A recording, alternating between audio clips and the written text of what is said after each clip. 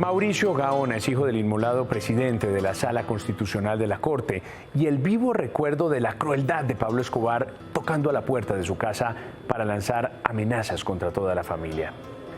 La mañana del 6 de noviembre de 1985, él vio por última vez a su padre cuando salía rumbo al Palacio de Justicia con la ponencia que dejaba en firme la extradición debajo del brazo. Felipe Quintero conversó con él.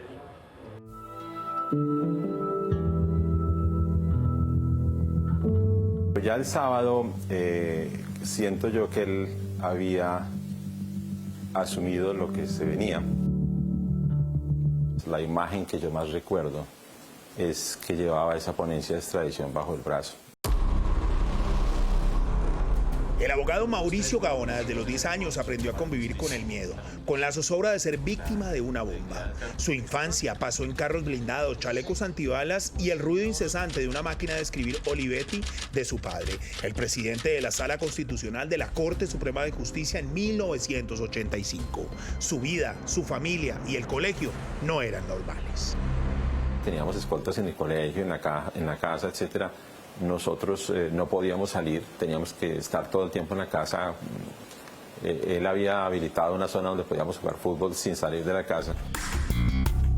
El magistrado Manuel Gaona Cruz, papá de Mauricio, tenía en sus manos la posibilidad de dejar en firme el tratado de extradición con los Estados Unidos, única herramienta posible para frenar la barbarie del narcotráfico. Gaona era el ponente de la decisión.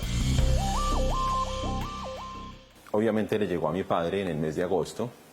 Ahí es donde comenzaron las amenazas, porque él era el magistrado ponente de la sala, y ahí es donde comenzaron las cartas de Pablo Escobar. Se busca a Pablo Escobar. Pablo Escobar aprovechó ese miedo que infundía por aquellos días en la Colombia presa por el narcotráfico para usar su mejor arma, la intimidación y la zozobra. Nos grababan cada vez que hablábamos cosas, simplemente una tarea de geografía, etcétera.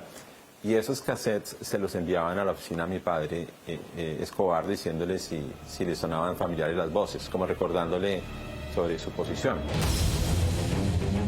Así recordó Mauricio la última amenaza que recibió su papá.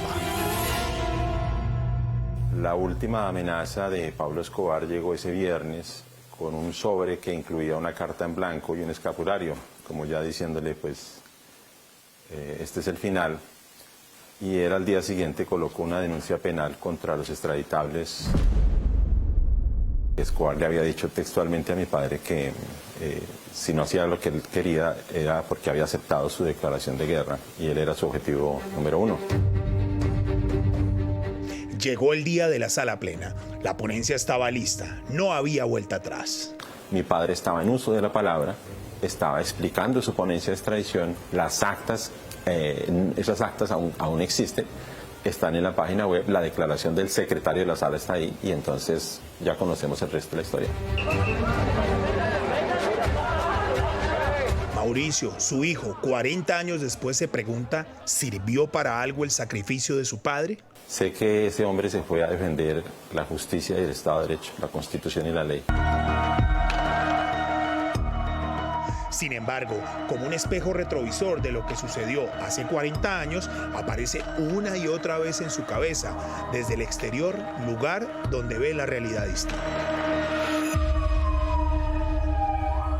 Y cuando vemos que 40 años después la narrativa subsiste, que el narcotráfico está tratando de subyugar el Estado de Derecho otra vez, que están asesinando candidatos presidenciales otra vez, y que no solo eso, sino se celebra la infamia y se trata de victimizar a los victimarios, humanizar a los victimarios y deshumanizar a las víctimas.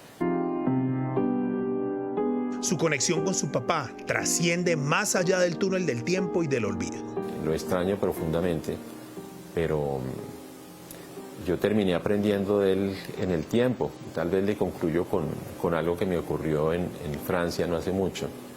Estaba yo presentando un examen final en la Sorbona y uno de los profesores se levanta y, bueno, fue algún momento muy bonito, pero lo más bonito fue cuando él me dijo, cuando me iba a dar el resultado, me dijo, vaya, dígale a su papá cómo le fue.